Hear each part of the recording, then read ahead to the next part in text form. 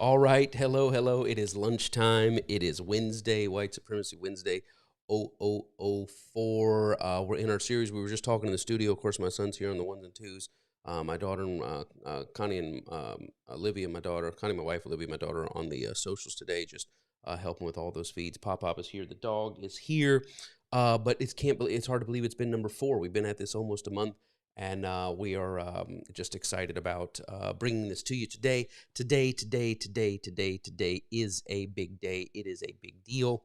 And I'm so glad to be able to share what's going to come forth. If you if you have a heart for dignity, a heart for equality, a heart to see progress in the advancement in the cause of fully realized dignity and equality for the cause of justice here in America and beyond, today is going to bless you. It's going to stir you. It's going to provoke you. We get into some stuff. Before we go too far, first of all, thank you for your support, all of you. White Supremacy Wednesdays, if this content, what we put out, if it's a blessing to you, if it benefits you, or if you just believe in what we're doing, thank you for your support. You can find out all about it there. And of course, you can give via the apps, via normal processes. These go in to help us put this content out, so we're grateful for you.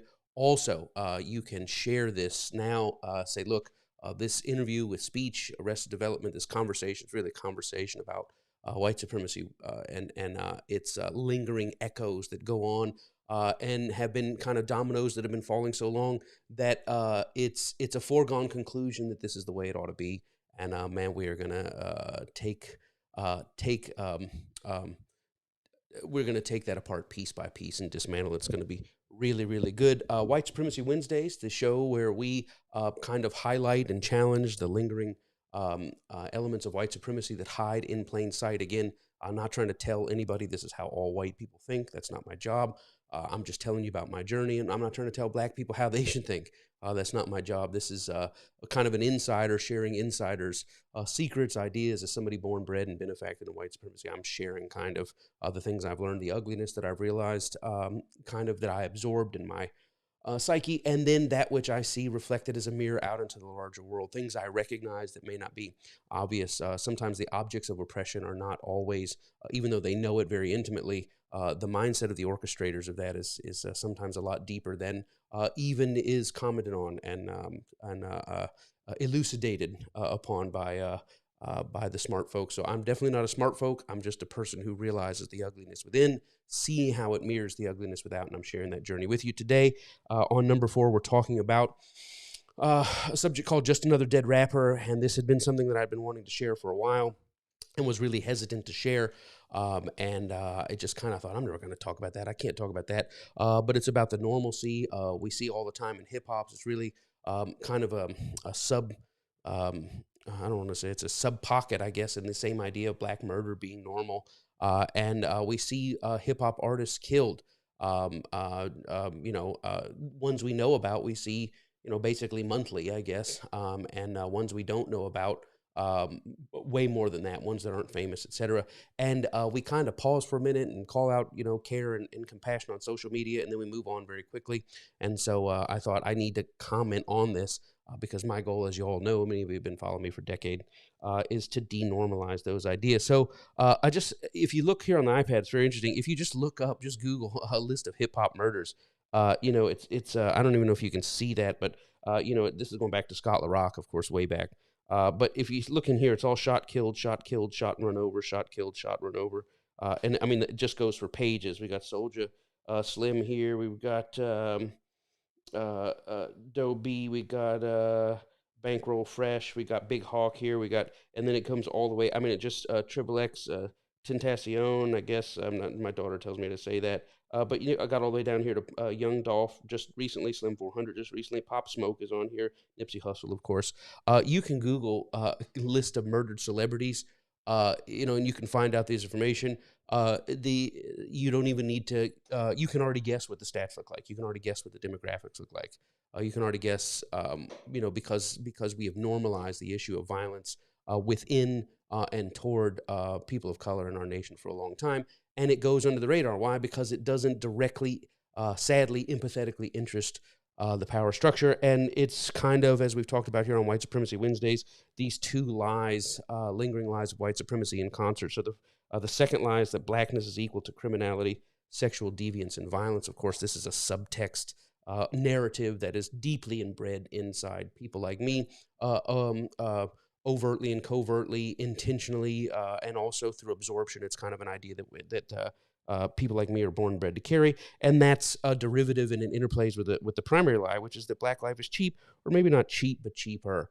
And I don't think there's any place in that these two things come together, the idea of blackness and criminality and black life being cheap, than in modern hip hop music. Probably for the past 30 years, there's no place we more greater and with more greater ease celebrate the normalcy of these two lingering lies of white supremacy. That's what we're going to talk about today. So my guest on the show, which I'm going to take you to, I had a privilege to talk to him. Started out talking to him and his bride Yolanda, and we had a conversation, and it was so beautiful, so profound. And he's a beautiful human being. They're beautiful people, a beautiful couple, but he's also a prophet. And you're going to hear some prophetic things. You're going to be challenged. I was challenged. I don't want to delay it any further. Let's get right into it. And just watch this. Just let it wash over you. I'm going to take you right into the middle of it. There's so much to share, but I'm just going to hop right into the middle. Pay attention, Father. May ears hear and hearts be good ground to receive. And may these dark demonic towers and pillars inside our culture be toppled.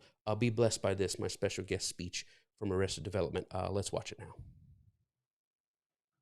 Let me also say, I was just on the phone yesterday with a master marketing engineer. This woman is a prolific marketing maestro. Mm-hmm. And she often used terms that I don't use, but in the marketing world, they use things like soft change and hard change. And what she meant by that is soft change is using media, using television shows, movie scripts, commercials to impart different thought patterns in people's minds that they're hard to, they would normally not accept. But over time, they accept them because the movie concepts, the television commercial concepts, the music starts to help them see things differently. What I mean by that is these horrible ideas that Blacks are criminals, these horrible ideas that Blacks are not to be trusted, that our lives are not worth another life, is these things are slowly but surely soft sold to the American public and thereby the world by our media and our movies and our songs. And before you know it, just as you explained, you have rappers themselves who may be Black or most likely are Black, saying the same things that have been conditioned into us to believe, which we are criminals, that we are, that our lives are not worth anything. I'm a rapper and I hear these lyrics all the time talk about how easy it is to smoke another Black man in the neighborhood, or how easy it is to degrade a Black woman, how easy it is to talk about criminality as if it's some type of stamp of heroism. So these are things that I've been fighting against, but I love to see fellow soldiers on the front lines to fight against this. So this is the thing, and it's a subtle, and obviously I come from a spiritual worldview, you come from a spiritual worldview. It's a subtle demonic seed. And one of the things I think is we do, so there's a story with Elisha in the scripture, and this is not a scripture time, but it's always relevant, I think, where there's the water is poisoning all the animals, all the people are dying, etc. And the prophet comes and he says, take me to the head spring. And he pours salt in the head spring. And a lot of times we try to solve these issues down river, but we've got to get to the head spring. And it's these long, centuries-long seeding of the value of Black life versus white life, and I was in the Smithsonian touring kind of their war, the different American wars, and you get to the on the eve of emancipation, right? You get to this section where it's like the night before or the week before emancipation is going to be official, and there's a senator making a statement. I hope you realize that when these Black slaves are free, murder, rape, all this stuff is going to skyrocket. So even then, the idea. And we talked last week, so we dissected Brother Malcolm's speech on the house slave and the field slave last week, and how those ideas kind of play in one another in supporting of white supremacy, so that if enslaved people are seen as complicit, or cooperative, it reinforces the Yeah, white man's idea that this is the natural order.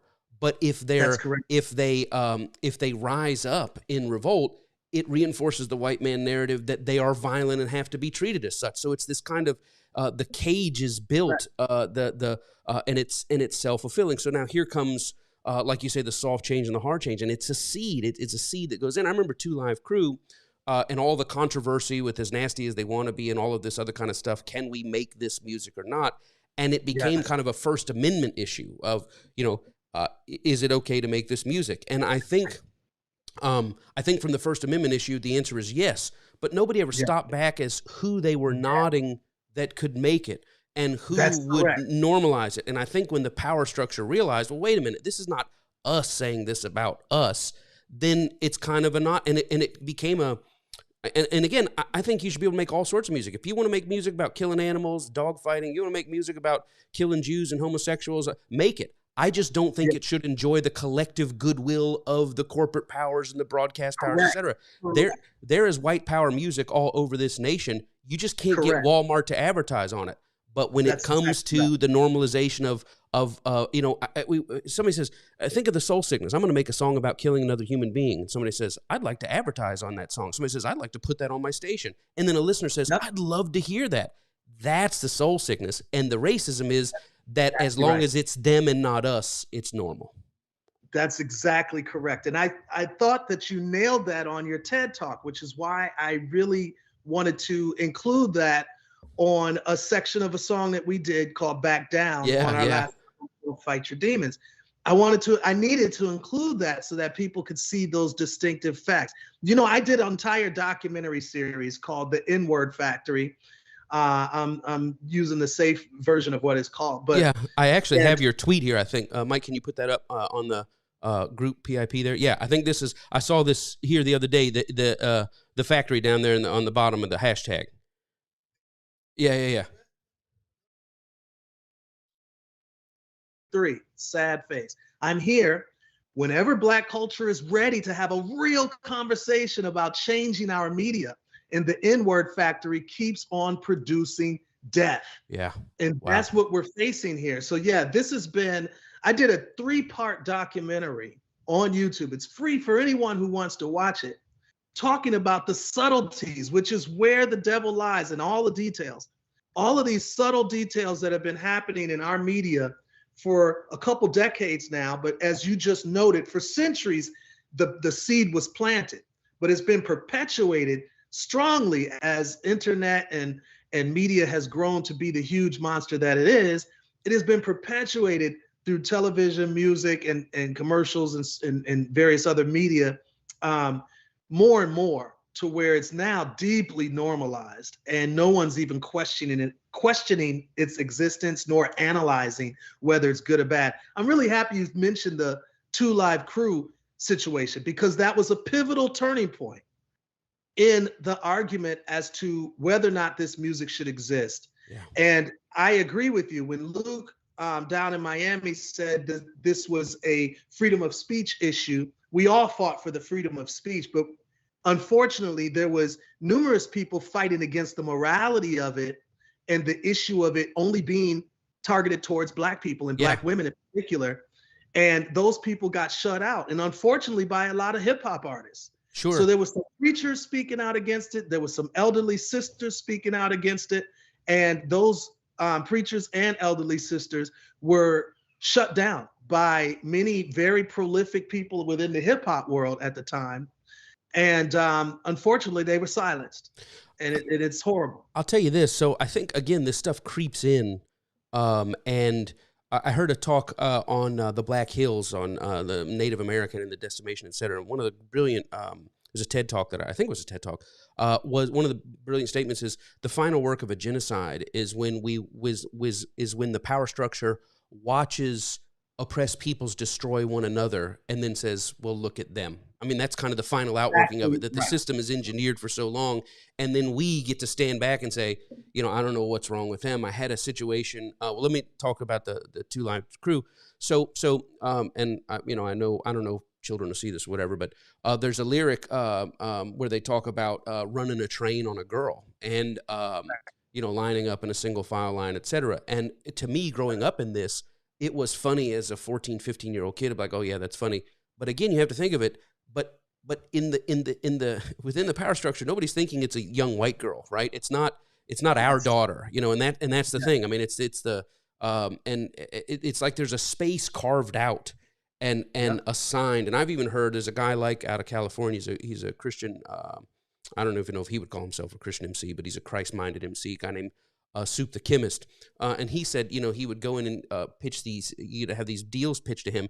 And they were like, look, we like what you're doing, but can you thug it up some? Can you add a little more gangster to it? Because there's a market. There's the sin sickness of America is that there's a market to see not all people, not all entertainers, but black entertainers in this light. And to me, that, if you go all the way up and it's not, we know white people deal drugs, right? We know white people commit crime. We know white people kill each other. Right. You just can't find it on the radio. And so it's somehow there's an empathetic, and that's what I believe the real issue is, that the blackness, the idea of the themness, just puts a little buffer in the empathetic feeling. So it's not as great a loss. So when I hear about Slim 400 or whatever, it's not as great a loss. Now, if you took, a Justin Bieber, right, and he was shot and killed, it would be like, what in the world is happening? But it's been on a slow boil so long. It's like a tree falls in the woods every couple of months. Nobody can hear it. Exactly. Yeah. That's exactly right. There is a wonderful book that I would implore your viewers and listeners to get. It's called Birth of a White Nation by Jacqueline Battalora. Okay. And it talks about when whiteness was actually created, because obviously white is not a real thing, and neither is black a real thing. We all come from a mixture of numerous, cultures and backgrounds. But when you go read her book, it talks about the very first time in American history that the word white was ever used in an official document. Wow. And people would be surprised to find out it wasn't that long ago. It was definitely before our lives, but it was not that long ago in the scope of world history. This concept of whiteness was then tweaked and worked on over time to make white greater than anything else, really, and black in particular. And so I would implore people to go check out Jacqueline Battalora's book. It's very, very prolific, and it has way more details than I can get into in any interview. But the book is called Birth of a White Nation. Okay. And I want to encourage everybody to get that. And I think it will help people to understand where this started. Speaking about going to the root of things and going to the wellspring of things, it will help people understand where this started and how we can then be humane and combat this horrible reality that we find ourselves faced with. So that's one of the things that I want to encourage people to do. Yeah, I'll do that. I'll add the book, and I'll add a link. I'll add the book to the show notes, and I'll add a link to your series, your 3-part series on the factory. I'll add that as well. Yeah. So here's a thought, and I'm a disruptor by nature. I don't mean to be, but I was looking at the Super Bowl, and they've got Dr. Dre and Snoop and Eminem, and I forget who else is going to be there. But I thought about it. If you go back into Arrested Development and say we're going to play, what they're bringing this out is this hip hop royalty, and we're going back 20, 30 years into the greatness. And I was thinking to myself, what song can they bring out of that early catalog that is well known, that is played, that does not celebrate the criminality, hypersexuality, or death? And I started thinking about Arrested Development. If we said, well, we're going to go back to the early 90s and we're going to pick up great, you would not have to edit your lyrics. You would not have to bring them forward to affirm. And so this kind of goes into a thing I've been thinking about Dave Chappelle, who I believe carries a prophetic mantle. I believe he has a call from God, that he's speaking to power structures, etc. But I was thinking about, he made that famous conversation on Oprah about the dress and how they wanted him to wear the dress in a scene, and he looked at how black actors were taking it.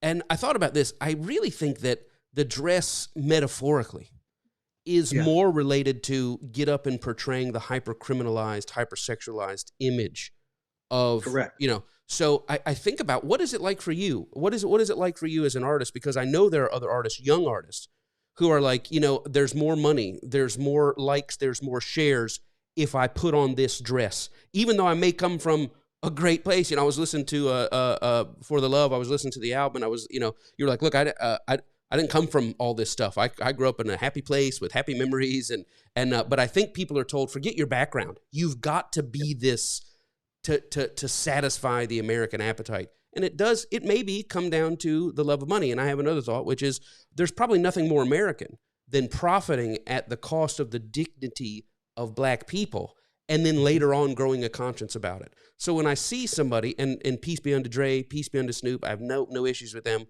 Like Brother Malcolm said, the puppet versus the puppeteers, and I just think, when we're watching the Super Bowl, what are we celebrating? What are we able to say? Hey, go back and play your bangers that everybody knows. But when you go back and listen to the lyrics, they are enforcing. So what does an artist do? What does an artist do to say there's money on this side that I know I can make at the cost of a fully realized dignity and equality of my people, but then there's my integrity. And as I look at Arrested Development, as I look at you over decades, you've maintained the integrity. But what is that? What is the word to young people? So I look at, I was thinking, how many people are going to start shedding? They're like, the Rolling Stones won't play Brown Sugar anymore because they're like, you know what, this is a racist song. Where is the next level of that, saying this celebrates death and destruction of Black Americans? Where is the next revelation of that? Yeah, we agree with you. I agree with you 100%. Now, there is, the Bible says that for the love of money is the root of all kinds of evil. Mm-hmm. And it's not money in and of itself. It's right. The love of it. And there is a spiritual concept that every artist, I implore you to have as an artist or as a human being, but it's in particular because your question was related to the art and to the arts, that your need for money and your wants for money as well do not supersede your dignity, so that you are not enticed to do all sorts of evil in order to get your money. So that is what unfortunately has us by the horns right now as a rap community, is too many are looking at money as the end all goal. And therefore, those that have the money are dangling carrots that are not true to these artists' character, yes, nor the trajectory that they want to project in and of themselves. I have been tempted myself. I have been asked to change the lyrical content myself for decades now. From our first album, 3 years, 5 months, and 2 days in the life of Arrested Development, we were asked, how are you going to get this music out here? Because we weren't speaking about the same topic and subject matter that had known to be successful. We were extremely successful, but we still were silenced. After our album did so well, the music industry opted for artists like Dre and Cube. And like you said, God bless these brothers. I know some of them personally, and I'm not dissing them. No. I'm trying to expose what the industry tends to want to put out there more than what other things that they choose to keep from getting out there. There's many other acts that could have taken the same mantle for the Super Bowl other than Dre and them that have done extremely well. The Fugees went diamond. They sold tens of millions of copies of The Score, for instance. Lauryn Hill had Miseducation of Lauryn Hill, which sold another diamond record, tens of millions of copies. Dre's records never went diamond to my knowledge. Maybe they did. Bottom line is that there is other acts that don't have the same subject matter that they could have still used to celebrate old school, classic, fantastic hip hop. They did not have to choose them as the first to ever hold this opportunity. There's other artists like Public Enemy. There's artists like Arrested Development that have sold millions of records that the world knows. And we could have done Mr. Wendell, and we could have done People Every Day, and Revolution, and so on and so forth. But they chose specifically this lineup of fantastic performers. I'm not dissing their artistry nor their output. I am dissing what the power structure has chosen to lift up at this pivotal time in hip hop history. And unfortunately, many very powerful hip hop people helped to make this the choice. That's true. I'm not mentioning names because I'm not trying to call them out. I'm trying to say that we as a hip hop community have an opportunity to make more conscientious, future vision oriented choices to change the narrative and to help save the lives of so many people as we change the overall image of what Black people are. Well, so here's a big thought, and I'm gonna let me see how long we've been talking here. About 20 minutes. Okay, are you okay on time? I know you've had a quite a morning. Okay, I won't be okay. I won't be too much longer. So here's a thought. And the thought is, Mike, can you put this up on the screen? So this is a corporate dissociative disorder. And this is kind of what I think the powers that be deal with, which is let's build a community with one hand and tear it down with another. And I think a lot of times, like I come from Jacksonville, which Jacksonville, when I was living there, was the murder capital of Florida. And I mean, the number of young Black men and women being gunned down weekly, children weekly. And I went to the largest hip hop station in the city, and I was like, look, I don't know if you understand this, but you are the only station that celebrates this. And there are mothers crying. There are people. These are real human beings. And when you put this stuff out every day, I asked you, and I wrote a song about killing a dog. Do you guys think you'd play it? And they said, man, don't be ridiculous. And I said, well, I've written a song about killing a Black man. What would you guys play it? And the answer is, well, not if you say it, Mike, but if we can get a young Black kid to say it, then of course we would. I mean, this is right outside of Trayvon Martin being shot. Trayvon Martin shot right down the street. Jordan Davis shot right at the corner of where I live. I mean, this is happening.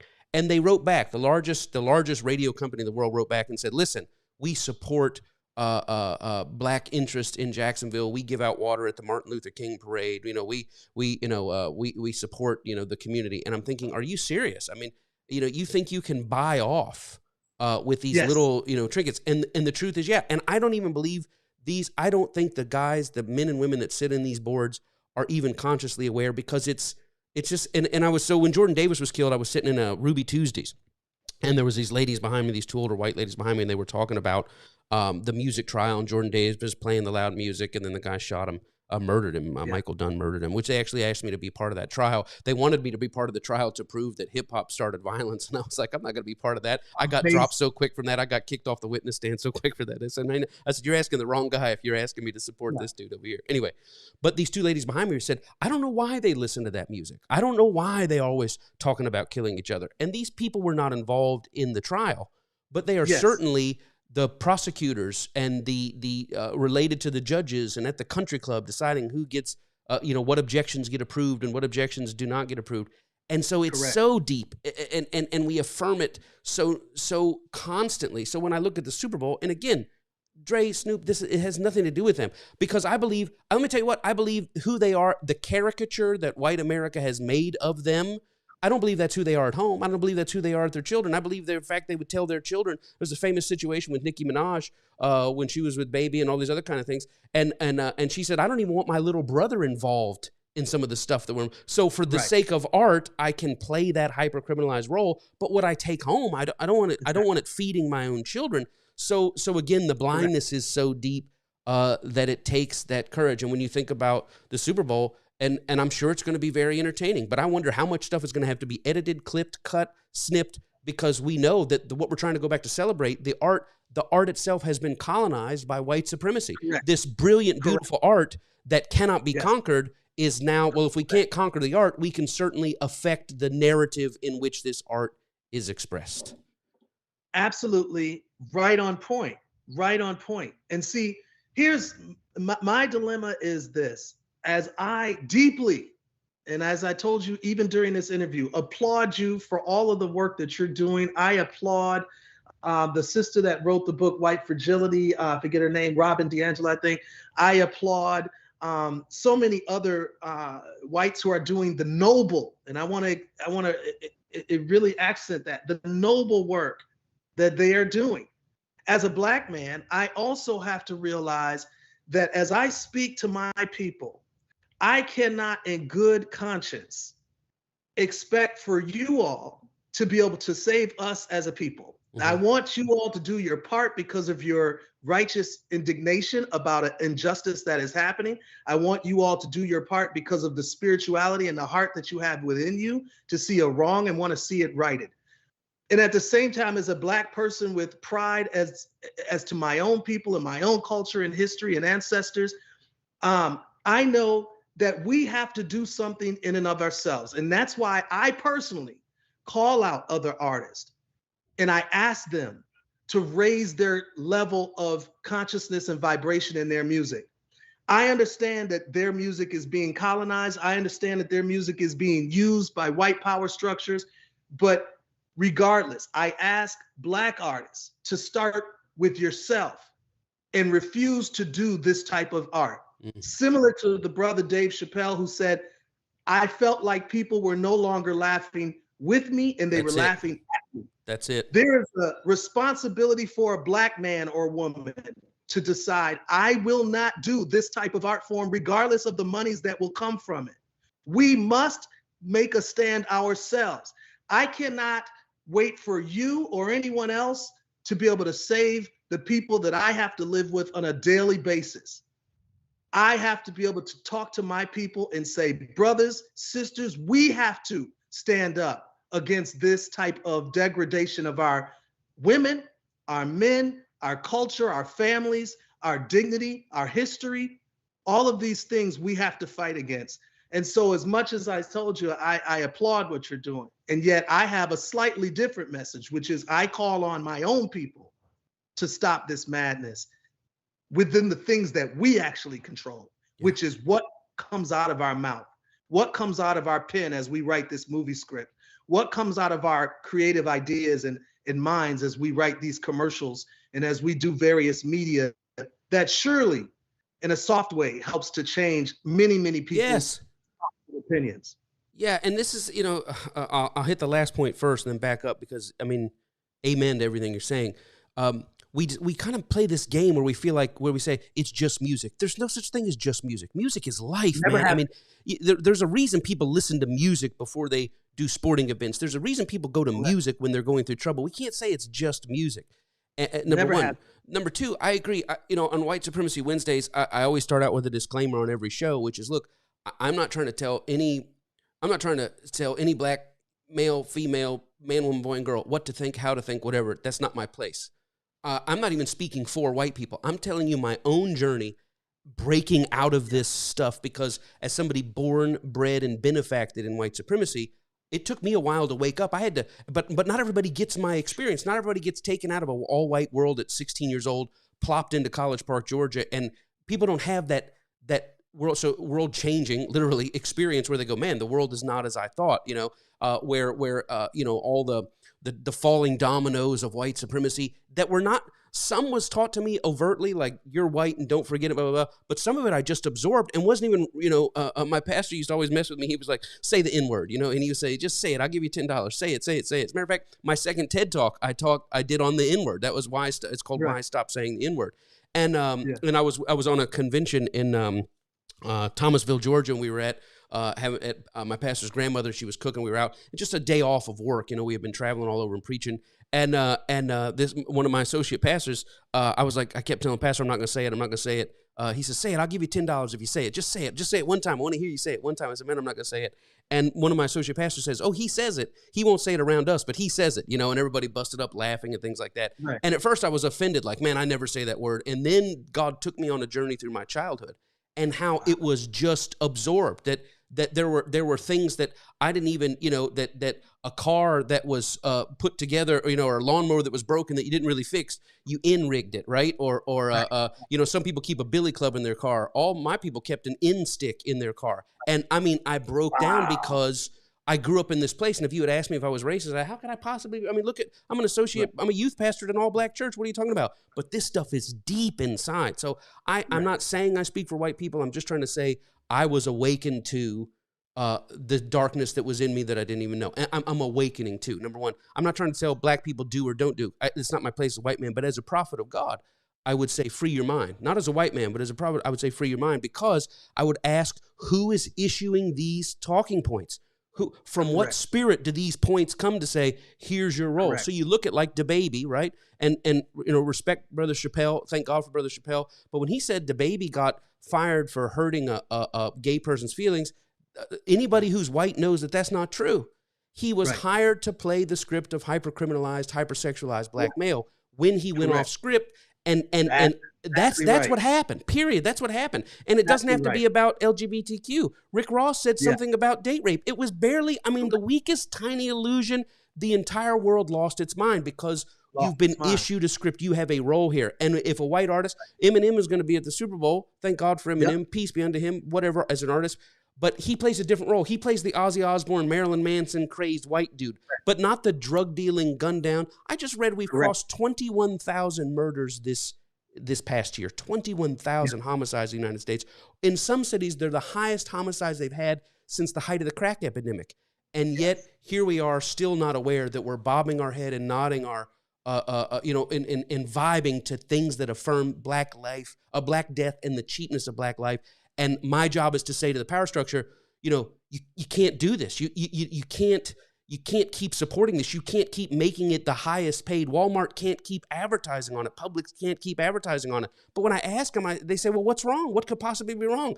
Because even though it's what exists, I call it normal. It ought not to be normal. But I feel like I'm screaming, so I'm just trying to push back against where I can control. And where I can control is maybe somebody sees in my ugliness a mirror, somebody like me, and goes, man, I never thought of it that way. And so maybe we can meet in the middle somewhere.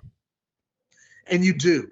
And it's obvious that you do by the fact that I was moved and millions of others were moved by what you shared with TED Talk and on your TED Talks. And also I reached out to you because I was that moved. Yeah. So, and I used part of your clip because I was that moved. So yes, it does make a difference without a question. And what I do makes a difference. My media, my documentary series has reached well over 1 million people. Wow. Has been shared numerous thousands of times. And I did a film called 16 Bars, which addresses this same type of issue, but in the prison system, where I went into a jail for 10 days and I wrote music with the brothers in the jail, and I documented that experience. The point is that these things do make a huge difference. The music that I've done from our first album, 3 years, 5 months, 2 days in the life of with my group Arrested Development, to this last album for the F and Love, all of which make a difference. And it is something that, as I can see from you, it's a calling. It is something that you have become aware of. And once you become aware of it, you can't unbecome aware of it. Can't go back. And you cannot go back. You have to see some things change within your abilities and the things that you can control. And that's exactly what I do on a daily basis. So I applaud it. Well, before we go, two things. I want to talk about the new album, and then we'll let you go. But I was thinking about, I wrote down in the White Fragility, all 16 bars. I'll put links. Everybody watching, I'll put links in the show notes for all this so they can find this content. Two things. I was thinking about when you said about soft change. One of the greatest demonic moves I think that existed in hip hop, believe it or not, was the Beastie Boys, and because the Beastie Boys so my best friend was Puerto Rican at the time, and he opened me up to all sorts of, hip hop and things that I'd never heard. But white kids, we saw, Aerosmith and Run DMC, we saw the Fat Boys, but the Beastie Boys kind of became how we could see ourselves. And at 12 and 13, you don't realize. But when you go in and you hear them taking what they perceive to be black content, the FBI is tapping my phone, I'm selling drugs, I just got out of jail and all this other kind of stuff. That was the first seed of normalization to my white mind that this is entertainment. And of course, the Beastie Boys as artists, and they've gone through quite a change, and they've had, they've even looked back on those days and said, man, it wasn't what we should be doing. But it didn't matter because the damage in my soul was done. So when I rolled over to NWA, I was already prepared for, this is normal, right? So by the time I got to that, but you don't realize at the time, you're just listening to things that you think are great lyrically. And then you realize, no, this was the beginning of the colonization to normalize. And they thought they were parodying what they perceived to be blackness. And you just, but you bob and you nod and you're ready for the next thing and you're ready for the next thing. And now all of a sudden you're into something that like there's nobody getting off the bus where I live, but in a certain part of Jacksonville, they're getting gunned down. But I'm so far, the white consumer is so far removed from the reality of it that I just keep going on because I don't have that best friend. I don't have that T-shirt. So until you're in it, and until, like you say, somebody's been in it to come back out, it's like the Matrix. Once your eyes have seen, you can never go back again. I'd like to speak on the Beastie Boys real quick because see, the Beastie Boys were an interesting situation where, first of all, they were brought and legitimized by a very credible Black man. Again, I'm not mentioning names, but a very powerful Black man within the hip hop world is the one that legitimized them to be accepted by the Black world and thereby accepted by the white world, and just powerful as a group. And so that's an interesting fact about it. The other fact about the Beastie Boys is that it was their womanizing lyrics and their degradation of women that they later said that they hated and they repented of in their music. It never was their violent lyrics. That's a good point. They actually said that they hated and were embarrassed by. Third of all, they were parroting Black, quote unquote, Black culture, but it was very clear that for them, it was just entertainment. These were clearly Jewish guys from Brooklyn. They weren't from any type of violent past or any type of, dangerous past. And these guys were clearly experimenting and capitalizing on stereotypical realities, white supremacist realities against Black life and Black reality. And they were just capitalizing on it. And unfortunately, like I said, many Black, very influential executives in the rap industry really saw that opportunity to make a ton of money, and they did make a ton of money. All of them did collectively together. The Beastie Boys and also the Black executive that was part of it. So I say all of that to say that's why it's so important to be able to see these nuances and be able to make wiser and better decisions that can affect our narrative in the future as a people. We've got to be able to make these better choices because I agree about what the Beasties did. I'm a Beastie Boys fan, by the way. I like later material even more, where they stopped talking about the violence and they just were talking about hip hop in general and just having fun and body moving and, just stupid sort of just having fun. Right. Paul's Boutique and all that kind of stuff. Yeah. Paul's Boutique and all of the later records, Ill Communication, all of that. Their earlier stuff, or their first record in particular, was definitely where they had their most violent sort of imagery, as they talked about, shooting people and which is so far removed from their daily reality that again it creates that buffer. So to me as a kid, this is entertainment. But once I awoke as an adult, it's so funny because that License to Ill is it's so well done with Rick Rubin. I mean, it's just so well, but I can't listen to it because I feel like some way I'm affirming stuff that is deeply contradictory to what I believe to be true. And in fairness to them, like the industry does to a lot of people, they're kids. You bring in a kid, you tell them this is what you're going to do, and then they grow up. And you're right, I have heard them go back on the women and some of those things, but they never really went back on the parody of the violence and the crime. The DEA is not tapping their phones or whatever, but to a young white suburban kid, it was like, oh yeah, this is cool. So that when it rolled over, and now you get to a person like I saw on Jimmy Fallon, and we won't mention names. There was a young girl from Detroit. She was the special music guest, and she's singing this song. And the song is, it's Try Me.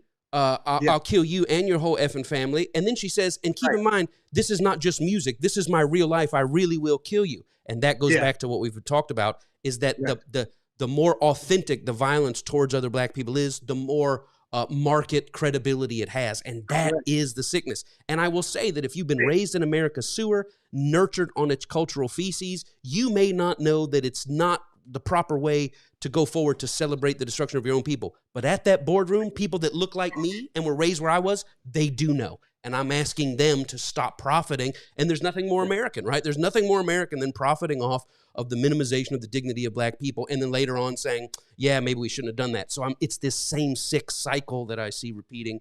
And I feel like you and I could go on and on for days, man. Thank you. Let me say this. The album is out. Mike put it up here. You can go adtheband.com. Arrested Development For the Love is out. I've heard the whole thing. It's fabulous. We'll talk if I'd like to meet sometime. I know you got birthday and all that other kind of stuff. Maybe we'll break bread couple to couple. And about that church thing, I was telling my kids the other day, I was like, yeah, we're talking. He was asking where to go to church and da-da-da. And they're like, Dad, don't do it. I know you want to start another church. Don't do it. I know you want to start another church. So it's in there. But AD the band, you can find tour is going on. Tour dates are available. All links. It's available wherever you can stream or buy music. It is out. And it is as integrous and as full of light as it has always been. Excellent. I had a lot of fun listening to it. And my brother, thank you. I just bless you, bless your family, bless your ministry, bless your work, bless your album, bless your sales, bless your tours, health and peace, and just Thank you, man. You've put a smile on my heart. Thank you for just. I have very few places that I can just share this stuff that people don't look at me like I'm crazy. So just thank you. Michael T. Smith, let me say, I salute you, and I mean that from the bottom of my heart. I don't give out salutes easily. You and your family, thank you for all that you guys do. Praise God, man. Listen, until we're face to face, you have a great day, and man, let's do it again. Thank you. All right, man. Here we go. That was it. Just we could have gone on and on, as you saw, for hours. But thank you to Speech. Thank you for his time. Thank you to Yolanda for letting us come into your home.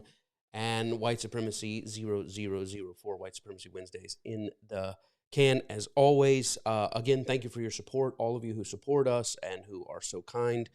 You can reach us there, find out what we're doing if you like this content, or you can reach us by the apps. These are not going to us personally. We've created an LLC by which we deliver all this content and stuff, and it's available for you there. All the information you need. Thank you for your support. Also, don't forget this coming Sunday, White Supremacy Wednesday, not White Supremacy Wednesday. What is it? What was the other show that we do? Somebody help me. Nothing else matters. That's the other show that we do. The Great Mystery of St. Paul's Conversion.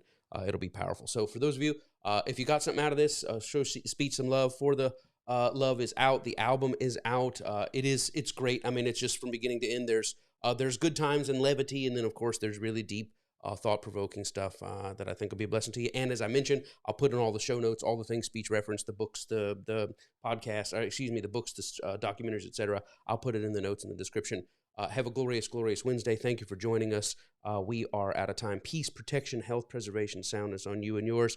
Next Wednesday, White Supremacy Wednesday 0005. That'll be the last one for the foreseeable future. It's something very special. We'll close out the year, and then we may pick it up again, but I hope you've enjoyed it. Thank you for being part of this series, and have a glorious rest of your Wednesday. God bless you.